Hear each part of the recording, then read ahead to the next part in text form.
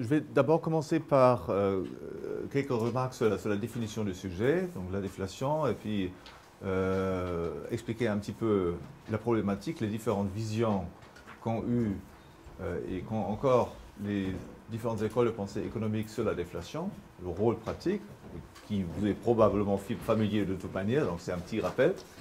Et puis, je vais vous présenter mon plan et je vais tâcher donc de me concentrer sur quelques points un petit peu fondamentaux. Et si on a encore du temps, je vais revenir sur une autre question c'est-à-dire la question du rapport entre la croissance et la déflation. Alors, d'abord, donc la question de la définition. La déflation a été, après la Deuxième Guerre mondiale, définie en général comme étant une augmentation soutenue du niveau des prix. Et on peut parler ici aussi de la déflation prix. Il y a deux mots importants dans cette définition, c'est le mot niveau et le mot soutenu. Donc, en règle générale, on n'observe pas que tous les prix augmentent ou diminuent. Est-ce que j'ai mis ici une diminution du niveau des prix? Oui. Donc, ce n'est pas le cas que tous les prix diminuent, certains prix diminuent, d'autres prix ne diminuent pas. Et à ce moment-là, il est évidemment difficile de savoir est-ce que le niveau des prix a défini. Donc, il y a un élément d'arbitraire là-dedans, et c'est pour cela qu'on opère avec des indices tels que les paniers de prix, etc., qui nous donnent donc une information en termes de ces biens. Voilà. Il y a en plus donc une pondération des différents éléments du panier. Donc la chose n'est pas complètement objective, parce qu'il y a le choix au début, mais une fois que le choix a été fait, on s'est mis d'accord sur un panier, donc par rapport à ce panier et par rapport à cette pondération, on peut donc mesurer la variation du niveau des prix. Deuxième mot important, que ce soit soutenu, il peut y avoir des oscillations du niveau des prix mesuré par rapport à ce panier, sans qu'on puisse parler de déflation ou inversement d'inflation. Rappelons-nous qu'avant, donc cette définition est donc devenue standard après la Deuxième Guerre mondiale, et la raison la plus importante, c'était le triomphe de la pensée keynésienne qui, comme je vous ai expliqué hier, est donc une renaissance de la pensée mercantiliste.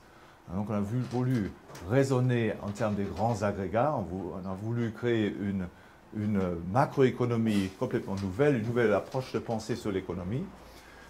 Et cette raison tient donc à une raison précise, soulignée par les économistes classiques, à savoir que on ne peut pas toujours généraliser les raisonnements microéconomiques.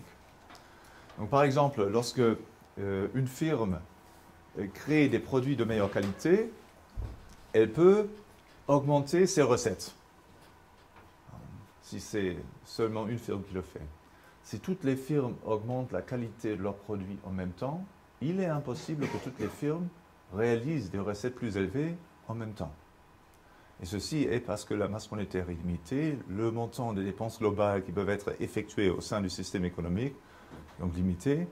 Donc on ne peut pas généraliser ce raisonnement. Il y a une autre analogie qu'on utilise toujours dans les cours d'économie. Il est possible, lorsque vous êtes dans une salle de théâtre ou dans une salle de cinéma, vous voyez mal l'écran puisqu'il y a un bonhomme bien baraqué devant vous. Vous pouvez améliorer votre vue de la scène en vous levant. Donc c'est une solution individuelle à ce problème, mais on ne peut pas généraliser cette solution parce que si tout le monde se levait, alors le problème persisterait. Donc, il y a dans l'analyse macroéconomie cette difficulté. Nous ne pouvons pas toujours sauter directement en généralisant des vérités que nous trouvons, des relations que nous trouvons sur le plan individuel. Ce n'est pas possible. Et ce problème a été reconnu déjà parmi les économistes classiques. C'est pour cela qu'ils ont beaucoup insisté sur la valeur, c'est-à-dire les prix relatifs des différents biens, et n'ont pas raisonné en termes des prix monétaires. Parce que justement, les prix monétaires pouvaient baisser en volume, tandis que la valeur, c'est-à-dire le pouvoir d'achat d'un bien, pouvait augmenter. Les économistes autrichiens ont reconnu toujours le même problème, et c'est pour cela qu'on a eu donc besoin d'une réflexion très sophistiquée sur le pouvoir d'achat de la monnaie, ou autrement dit sur le niveau des prix. Une réflexion que Ludwig von Mises avait entamée donc en 1912, justement en faisant bien attention à ce problème. On ne peut pas simplement, sautant en généralisant du comportement individuel au un phénomène global. Et les keynésiens font quelque chose en plus. Donc de ce fait, on ne peut pas généraliser directement. Ils sautent à une conclusion importante. Ils sautent à la conclusion que les phénomènes macroéconomiques n'ont rien à voir avec les comportements individuels. Donc il y a une dichotomie entre microéconomie et macroéconomie. Il n'y a aucun passage entre l'individuel et le global. Vous voyez? Évidemment, c'est une grosse erreur logique. Alors vous présentez ça à un philosophe, ou même vous représentez vous-même ce raisonnement, ça ne s'ensuit pas du tout. Ce n'est pas parce que je ne peux pas simplement raisonner une relation qui obtient sur le plan individuel, je ne peux pas la généraliser sur le plan global, qu'il n'y a pas de passage entre les deux niveaux. Tous les phénomènes macroéconomiques, en fin de compte, résultent des choix humains, des activités individuelles. Donc, nécessairement, il y a un passage. Seulement, ce passage ne se prête pas à cette facilité qu'on pourrait avoir, qui serait fallacieuse, donc de généraliser simplement une relation individuelle. Donc, les keynésiens sautent à cette conclusion. Le global n'a rien à voir avec l'individuel, le particulier. On ne peut pas recourir à l'individualisme méthodologique pour expliquer les phénomènes macroéconomiques. Grosse erreur. Et donc, qu'est-ce qu'il propose à la place? Il propose une nouvelle discipline, la macroéconomie.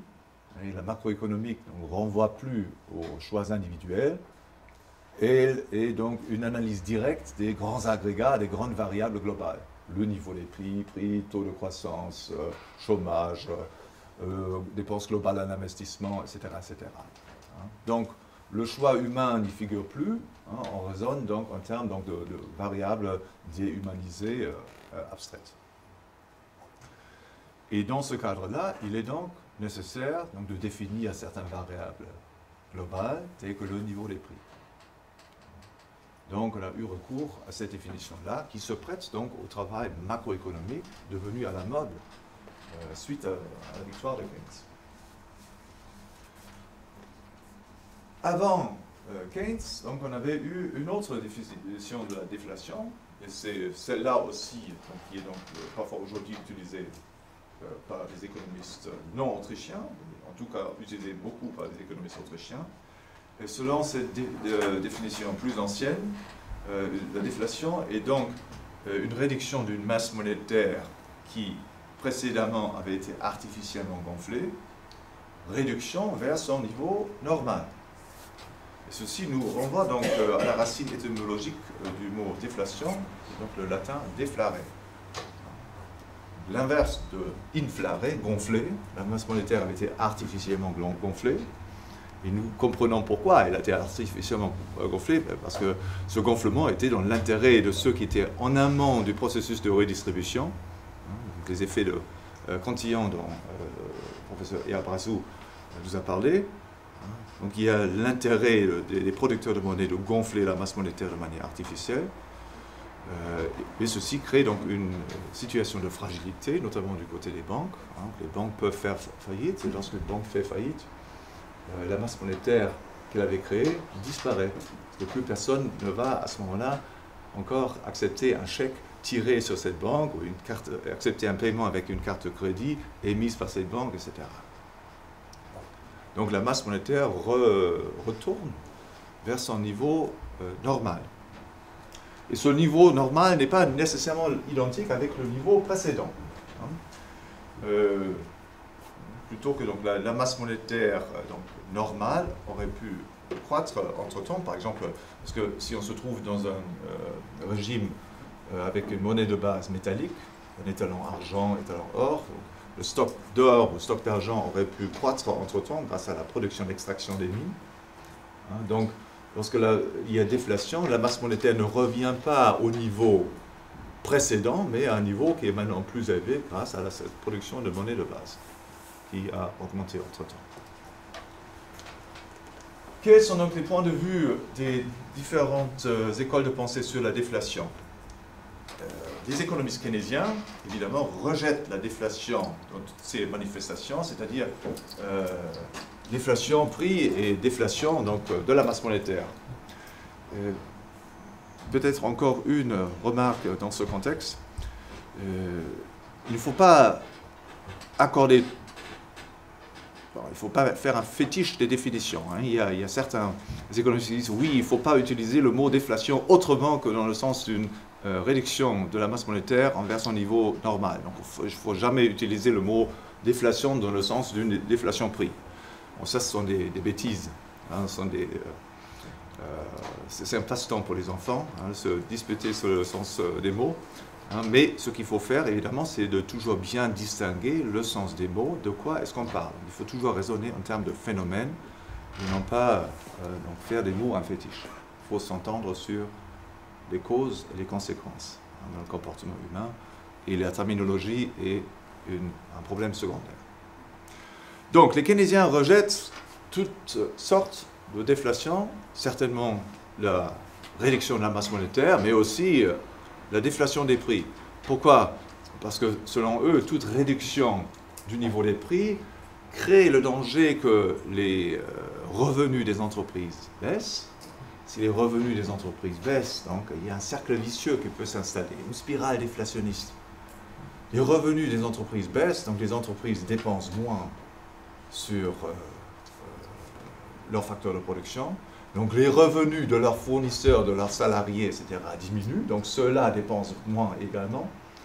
Hein, et donc les revenus des entreprises baissent encore, etc., etc. On entre dans une spirale déflationniste et l'économie s'enfonce dans un gouffre sans fin. Voilà. Donc pour les keynésiens, ils en dérivent donc une conclusion importante à cet égard. Ils disent voilà, donc ça c'est un autre exemple de l'impossibilité de généraliser une relation microéconomique sur le plan global. En effet, pour un individu, il est possible de s'enrichir par l'accumulation, il est possible de s'enrichir par l'épargne, et ce n'est pas possible sur le plan global. Un individu qui accumule, qui refuse de dépenser, ben, il s'enrichit, mais ceci présuppose que les autres continuent grosso modo à dépenser comme auparavant. Mais si tout le monde faisait pareil, alors les revenus des entreprises baisseraient, et donc ce cercle vicieux dont nous avons parlé s'installerait. Donc, l'épargne est donc paradoxale. L'épargne enrichit les individus, mais sur le plan global, on ne peut pas généraliser ce raisonnement. C'est faux. Et je vais, donc si j'ai le temps, revenir sur cette question à la fin de ma présentation. Hein, parce que je ne vais pas parler beaucoup de l'épargne dans ma conférence. Je vais laisser ce sujet à mon collègue, le professeur Jiménez Roche.